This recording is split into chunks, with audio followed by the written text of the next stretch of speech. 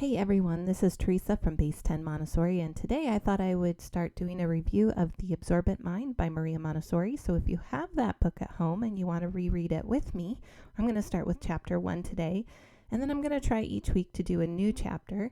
And so you can read it along with me. You can decide what kind of quotes inspire you, or you can ask questions about what you've read and leave them in the comment section below, and I'll try to work those into my video as well. So feel free to pick up your copy of The Absorbent Mind. And the reason why I am starting with this book is this really lays the foundation for the entire method that Maria Montessori came up with. And so if you're curious about her work, this tends to be where we start. And sometimes that's not easy because this book has some thoughts in it that are a little bit foreign to how we think today, or foreign to the language we use today. And that's for a couple of reasons. One, Maria Montessori was working in this field, late 1800s, early 1900s. So one, there's a little bit of a difference in how we talk today versus how we talked 100 years ago, right? And then also, she primarily talked in Italian. That was her language, Italian. So the translations that come through from Italian into English are sometimes a little bit difficult to figure out what she's saying in English. So I think it's good to reread it and kind of work through that together, work through some of the dialogue together, and also be inspired together by what she was saying. Because I think you're going to find that what she was saying 100 years ago really holds true to today. And not only that, we're really finding that science is just starting to prove everything that she said was true from a scientific point of view about development. So I think it's a really interesting book to go back and read. So that being said, what I'm going to do is I'm just going to go through and pick out some of the quotes from chapter 1 that really inspired me. And then what I'm going to do is I'm just going to maybe make some comments on them, and then you're free to make comments below, and we'll try to start a dialogue or a discussion about what all of this means. So chapter 1 from The Absorbent Mind is called The Child's Part in World Reconstruction. So this is really the introduction to her method.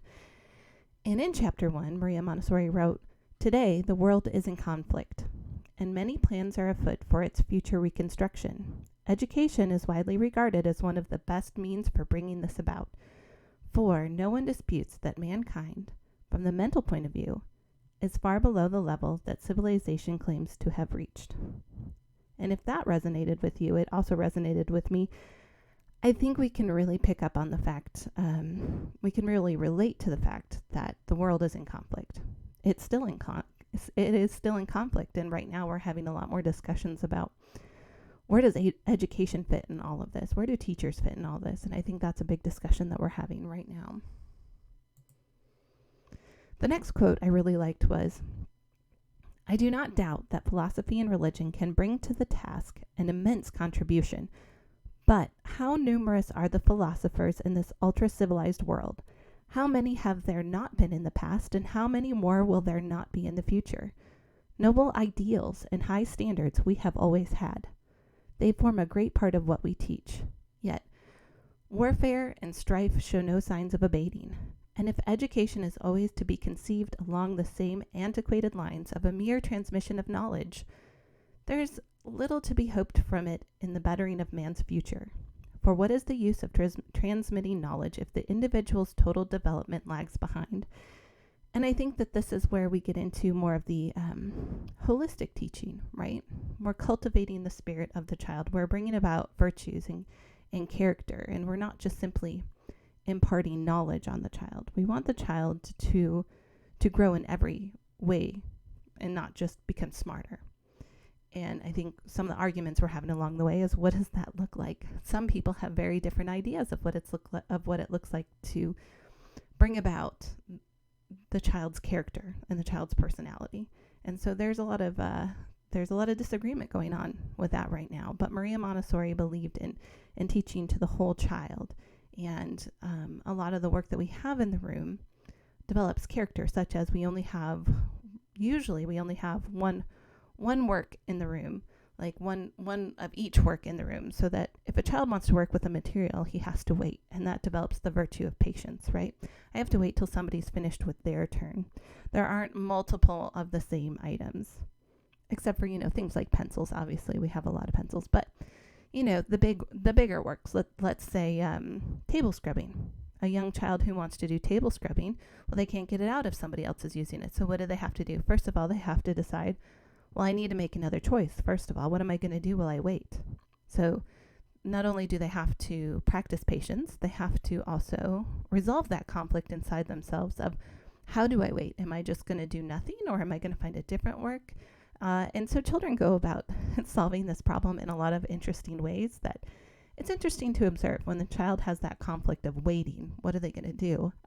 It does get interesting. So if you ever get a chance to observe a Montessori room, look for that child who has to wait and see what they do, see what choices they're given, or see what choices they're not given. So that's kind of an interesting thing to think about when you're thinking about Montessori, is that we're working really towards developing virtues and character and the will, developing what Maria Montessori says, developing the will of the child.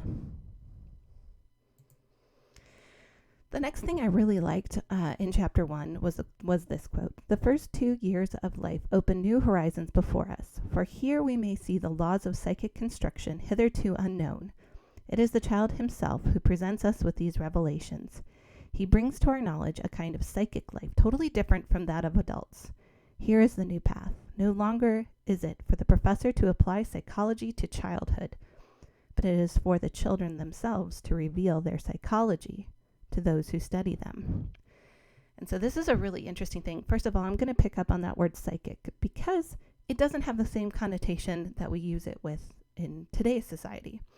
So this idea of the psychic construction, this psychic energy that Maria Montessori talks about in Absorbent Mind, is not based in a lot of religious type of things or anything like that. So when we're talking about the word psychic in the Absorbent Mind, what we're really talking about are the mental organs. This was her reference to those mental organs, the way that the mind operates in regards to the body, the type of development and the type of process you see going on behind the muscles and the movement, behind what you can actively observe. We know that there are things going on in the child's mind that we can't see. And so this is how she uses the word psychic. That's this energy that you can't see, the mental organs you can't see. And when I talk about mental organs, for Maria Montessori, she talks about language as a mental organ, memory as a mental organ. And I'll get deeper into this when we actually get to the spiritual embryo or the psychic embryo, because there is a chapter dedicated to that. And I'll get deeper into that there. But just know when we talk about psychic, it's not psychic in the way that we use that word currently. It's psychic in the form of what's going on with the mental development of the child, the emotional, that spiritual development, those developments that we can't see that have their roots more in the psychology versus the physical. So I just want you to keep in mind that when Maria Montessori talks about psychic, it's not in the same context as we talk about as far as psychics and mediums and all of that stuff in today's society. So keep that in mind. But also, I really like that last part of the quote that talks about the professor doesn't apply psychology to childhood, but the child reveals their psychology to the professor. And so it's this backwards thinking of the child is trying to reveal who they are to the adult, and the adult needs to observe, right? The adult needs to watch. The adult needs to learn from the child everything that the child has to offer instead of projecting onto the child. And so this is a different type of thought, isn't it?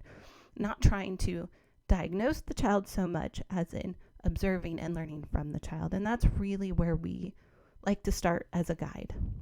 We like to start with that open mind of observation, that scientific process of coming in with that blank slate, not being biased, not trying to look for something that may or may not be there, but allowing ourselves to just observe the child in the environment, in context, and not see anything more into it than what they show us, and then learn something from what they show us. So it's really kind of this reverse of what we do in current society. Even still, we haven't really learned our lesson, I think, in that area, because we're still trying to do this backwards. We're really trying to figure out the child from the terms of what we know instead of learning from the child from what we see. So we kind of have to reverse our methods there, and it's not an easy thing to do, and we're constantly practicing. We are constantly practicing that as Montessori guides. And then there's this quote. There is, so to speak, in every child a painstaking teacher, so skillful that he obtains identical results in all children in all parts of the world. The only language men ever speak perfectly is the one they learn in babyhood, when no one can teach them anything. Not only this, but if at a later age the child has to learn another language, no expert help will enable him to speak it with the same perfection as he does his first. So that's kind of a mind-blowing thought, first of all.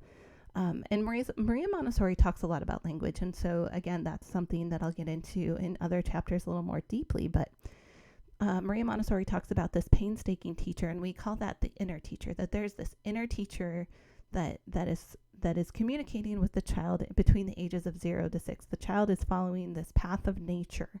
And then there's an inner teacher that's speaking to the child that says, you must learn this now, you must do this now, you must develop this now. And it's not based on the rules of the adult, right? It's not based on what we know, but what nature is telling the child to do. And so that inner teacher is what she's talking about right here. That inner teacher calls to the child and has him naturally develop these skills. And then, of course, she gets into how amazing it is that a child can learn language so proficiently between the ages of 0 to 6, that there is no time of life where you can absorb language the way we do in between the ages of 0 to 6. And it really is an incredible thing to think about.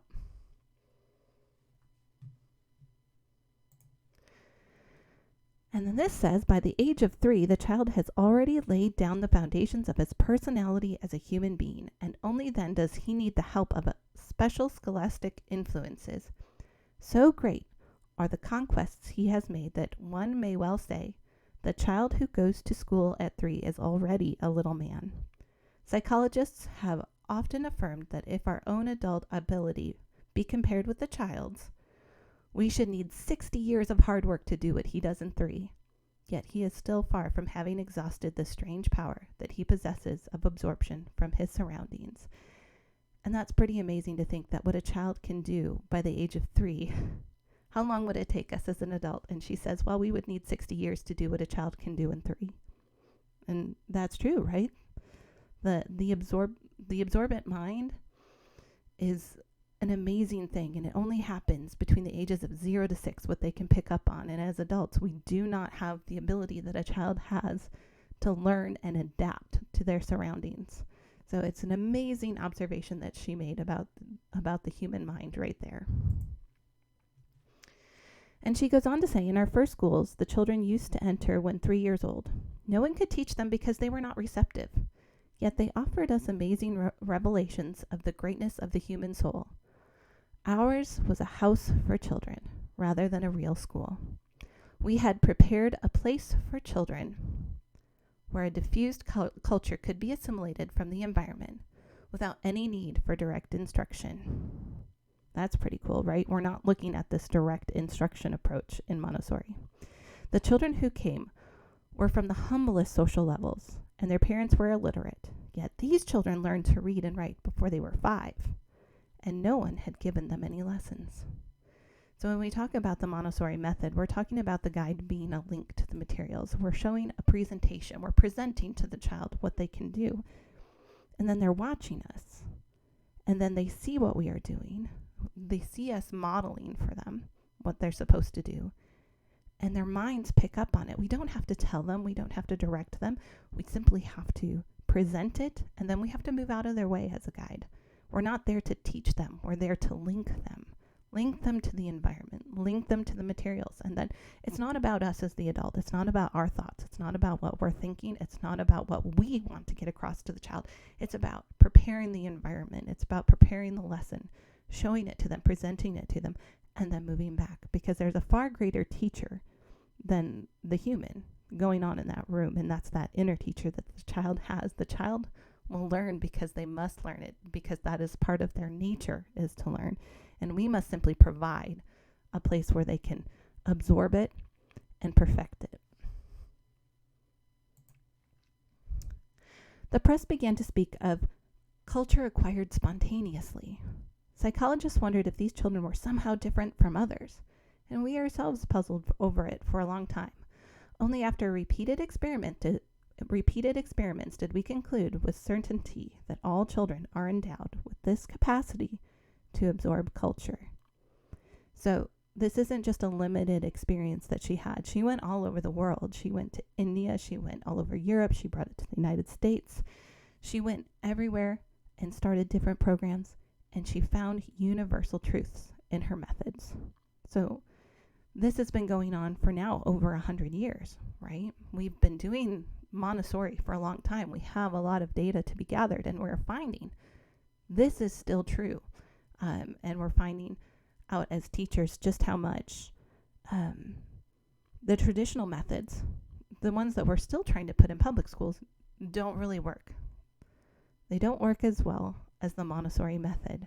And just to give you a little insight, I can teach my kindergartners division into the millions. I can teach them dynamic addition, subtraction, multiplication, static and dynamic, and all the operations. And by the time they're in kindergarten, they've had that, and they're reading, and they are diagramming sentences, and they're learning through they're learning sensorially, getting a sensorial impression of grammar by the time they're in kindergarten. So we're still finding these things to be true, what they're capable of. It's just our methods need to change if we want the child to get to that level. It's not so much that the child can't do it, it's just that the adult needs to change how they relate to the child.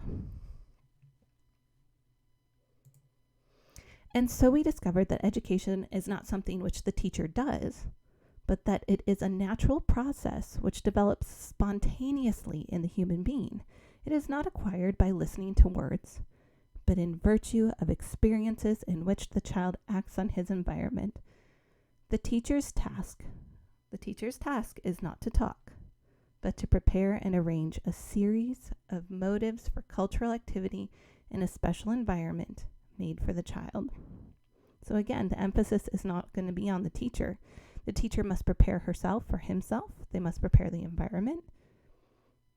But it's not about getting across knowledge, transferring it from the teacher to the child. It is simply about the teacher preparing himself or herself to present what needs to be acquired to the child and then moving out of their way. We teachers can only help the work going on as servants wait upon a master.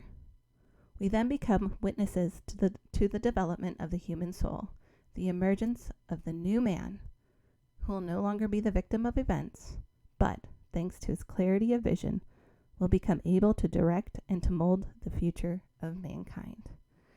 And I think that is an idea that gets lost in teaching today. This idea of being a servant to the child is one that not every teacher shares, but it is important because that humility is the first step in teaching according to Montessori. Preparing yourself, preparing your spirit, preparing your body, and serving the child is more important than anything. It's the first step, and if you can't do that, then it becomes an obstacle for the child's learning.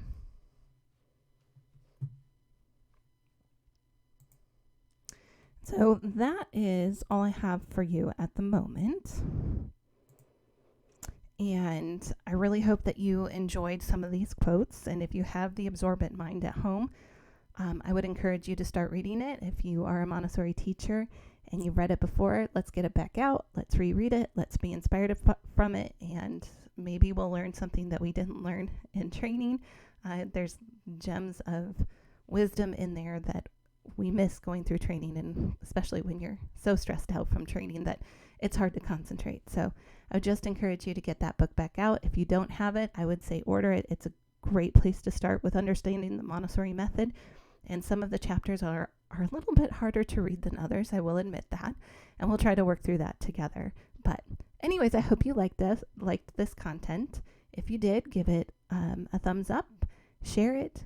Also comment below, comment about what inspired you, or comment about if you did read the book, and if you've read the first chapter, maybe put some quotes down below that you liked that I may have missed. And hopefully I will see you in the next video. And that should be, and maybe even a live stream this week. Hopefully I'll have a live stream this week. So I'll see you in the next video, or maybe the next live stream.